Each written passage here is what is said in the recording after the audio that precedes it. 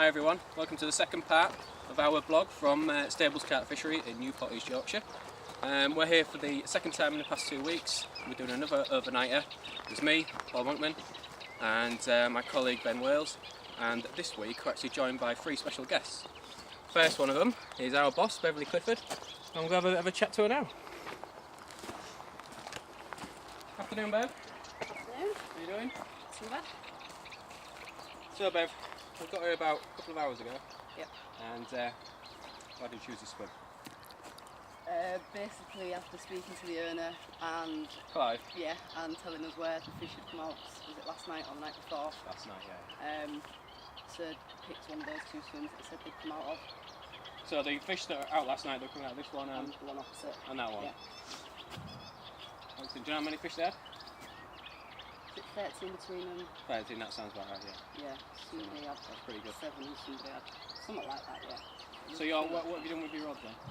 I've got one on the spot that you mentioned, which is down here just... Got one down in the margins. Got one down that side, which I'm going to move further across that tree. Okay. And then one out in the middle. And what about your rigs and your hook beds? One on a pop-up, one on bottom bait. It was on a pop-up, but then I changed it, so yeah, it's on a bottom bait. It'll take you away. Yeah. It's nice. I like your handbag, Bev. It's a nice touch. Nice, isn't it? Very, very carpy. Yeah. So that is how Beverly Clifford does an overnighter. Cool. Cheers, Bev. Thanks a lot. All right, guys. Gonna have a bit of a chat with Ben now. He's in the swim next door to Bev, and it's the same swim that was actually fishing a couple of weeks ago. So he's opted to go for the same one. All right, then. Fair enough. So Ben, you're back in the same swim? Yeah, I chose the same swim, just I guess it's a confidence thing really, you know. Shot one from the spots last week, so it also controls a large part of the lake. Yeah. And I'm sure that I can, like last time, heavily baited a spot out in the middle. This time I'm sure just trying something a little bit different. Less feed, but still plenty of attraction and trying to draw the fish in. Well, what I can notice, Ben, is that I know the 2 fish that you had a couple of weeks ago were down in this left-hand margin. But I can't see any rods going into the margins. Is that something that's temporary, just for the afternoon? Or? Yeah, it is. It's just, I think for the day, they're just not going to be in here. I've actually put some feed down in this margin, and I can see loads of small fish knocking about. So if anything larger does move in, then I'll see the reeds moving about, and it takes seconds to just drop one in there. But certainly throughout the night, I intend to have one down in the margin again, perhaps one down in the other margin. So you're suggesting there might actually be a little bit of commotion with those guys here and Beverly Clifford over there? No, not at all. Welcome to my swim, guys. This is the swim known as a car park. And for all you eagle-eyed viewers out there, will realise it was a swim that I was in 2 weeks ago. And part of the reason why I am here is because I caught a couple of fish and lost one, so I thought I'd stick with it. Another reason is, as Bev alluded to earlier, there's a couple of fellas who fished here. This is Wednesday afternoon, by the way, and they fished here Monday and Tuesday night. Started off on this swim, one of the fellas, and then moved over into that far corner over there. It sounded like he had a few fish from this one, and then went on to have quite a few more in the swim in the corner. The last fish he had was about 2 o'clock in the morning, and he said he didn't have a touch since then, apart from when he was fishing out into the open water. He thinks the fish have moved over this way, which just backed up my thought process of coming in here. The fact that I was happy fishing in that margin before, so I'll come have a look, show you how I'm fishing. So as like 2 weeks ago, got one over on that tree over there, and one on that tree. Both produced bites last time. So I've walked around to the far side, put in a mixture of pellets, chops, and whole boilers, 12 millis and 18 millis. There's probably a couple of kilos out there. I'm actually going for a bit of a hit really, so could fall on my backside if it doesn't work out. And then you'll notice I'm also back to 3 rods now because I've got one of my reels fixed. So with that one, I did actually want to fish down in this margin here because Ben did so well on the margins before, and I think, to be honest, it's a bit of a margin water. But this tree here is an absolute pain for casting, so I've abandoned that idea, and I've just flicked out a 6-foot zig out into open water. That tree over there is like my marker. So, alright guys, we're just going to have a bit of a quick chat about what rigs I'm using for this session. I've opted for pretty much snowman presentations on all 3 rods.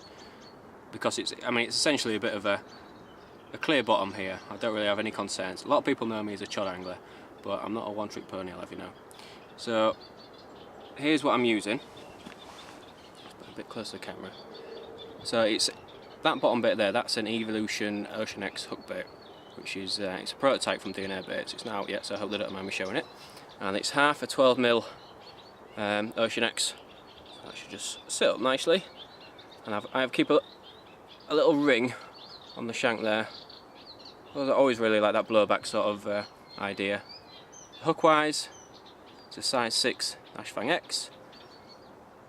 Bit of string tube, which I like to do liner style, and then a coated braid, bit of putty up the line, and a loop on the end, which I'll attach to a bit of a quick link, just so I can just do it nice and quickly, and then add a PVA bag to that. Yeah, like I say, I'm fishing all 3 rods that way, and there's certainly no reason to change, and no reason to fish chods on this session. It's a lovely clean bottom, and so it's a bit wet. That's one of our other special guests, by the way, Alan Atkinson. He's the current North Carp Angler of the Year, soon to relinquish his crown in a few weeks, once that runs out. Another cast. That's right on the money, that one, Al. Clipped up, I'm sure he'll mark up that one.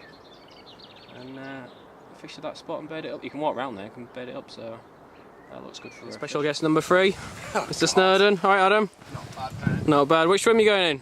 Just next door. Next door. Closest to Alan's food, yeah? Exactly. Good man. We just heard a cry from Beverly Clifford. I think she's had a take. The fish has gone in the weeds. Or the reeds, should I say. Ben's trying to help her out just now.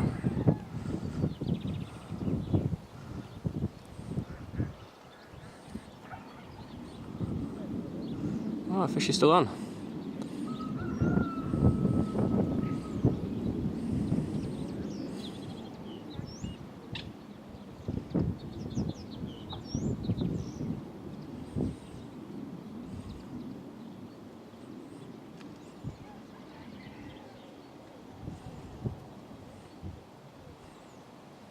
Don't mess about, Bev, when she's playing a fish.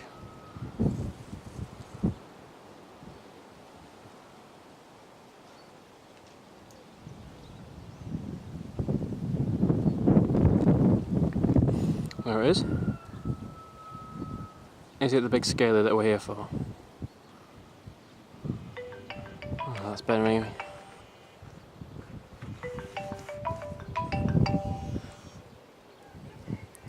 Hello. I know, I'm filming her. In the net.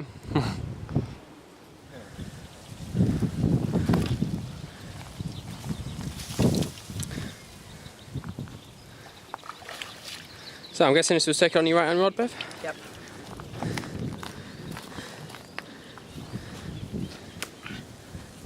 Bev just admitted to me a few minutes ago that she needed an ashtray, and actually she didn't have one. But she did have a tin of sweet corn. She thought she couldn't waste a sweet corn, so she baited up her margin spots with a sweet corn. She had an ashtray, and she caught a fish. That's the way to do it, Bev. And what sort was the hook bait? Let's sec. Just wait a sec. I mean, naturally, why would you know?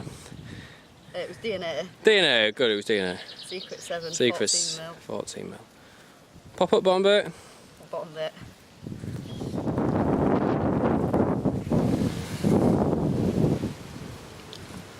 There you go, ladies, that's how you do it.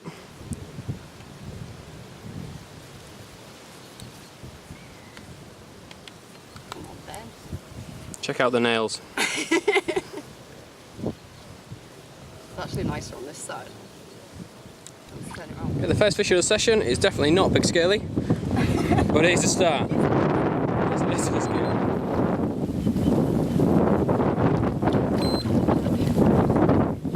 Yeah, showing the way. Right, so I was on my way around to Ellen's swim before I was rudely interrupted by calls from Bev's swim and that little fish that she had.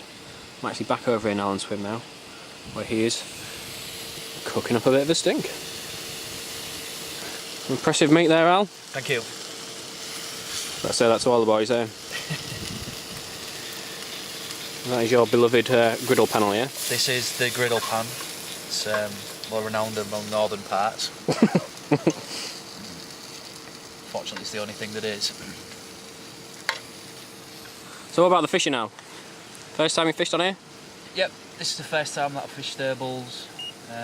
Obviously I've been invited down by yourself tonight. Just basically as we've come round and we've seen that if you have a look to the left down here, there's just a perfect margin. It's just prime fish. I've been able to walk down the back and put a lot of bait in. I've probably put in the region of probably about 5 kilo bait. Have you? On that far side. So I'm looking at a tree over there, I'm just zooming in on that, is that right? Because I saw you with a baiting spoon earlier. Yeah, I've got like a baiting spoon on a waycrock, and I've just gone round, and where the reed line is on the far side, I've just gone and I've just spread a load of 12mm boilies, hem, and some pellet.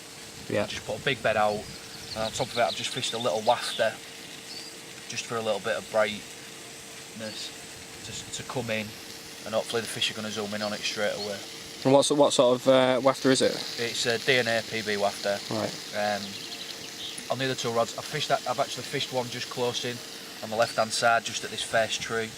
Over that I've put a load of DNA baits, S7 12mm. Yeah. And on that I've just got a 12mm on the hair, and then literally the top of a 10mm DNA popper just on the top of it, just so it sits up. It looks like a little mushroom basically. Right. And it just sort of negates the weight of the hook more than anything. Excellent. And on the other one I've just fished just down here on the margin. It's all margin weight today. Just little flicks. Again, plenty of bait, and just a little 12mm and a little white pop-up, a DNA white pop-up this time. Again, just in the same sort of style as the one on the left.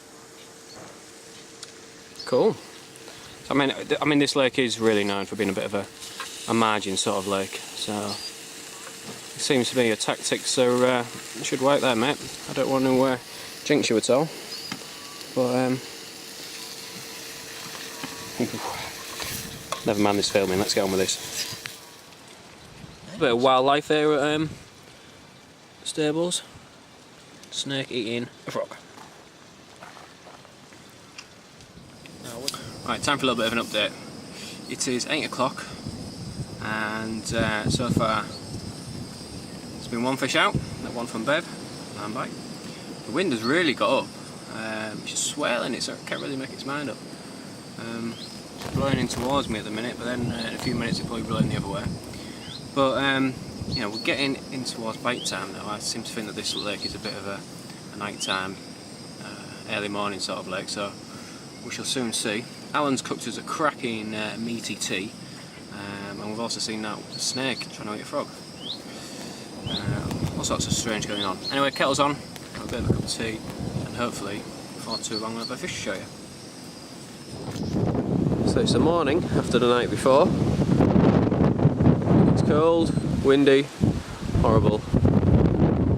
And, down my end, nothing's happened. Nothing for me, nothing for Alan. I don't think anything for Snowy. But Ben had a little one in the night, and Miss Clifford has had another one. By all accounts, it's a nice common.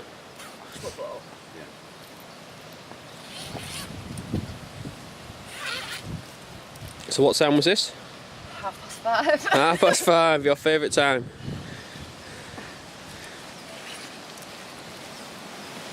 Taking on the same rod as Yeah, exactly the same spot, same bit. Secret 7, yeah? Yeah. Let's have a look. So it's £14.10, was it? Is that right? $14.11, yeah. $14.11. Every ounce counts. It sure does round here.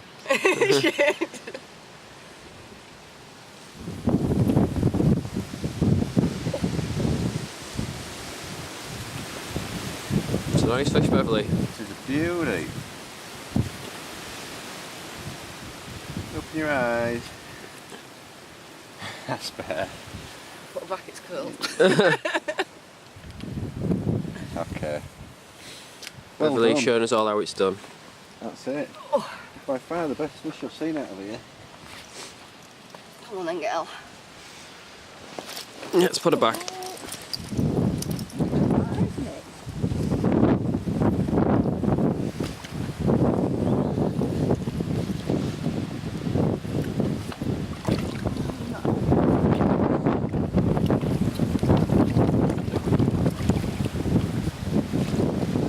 Off she goes.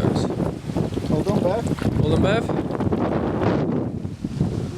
I think it's time as the rain comes down to pack up and conclude this part of the vlog. See you again next time.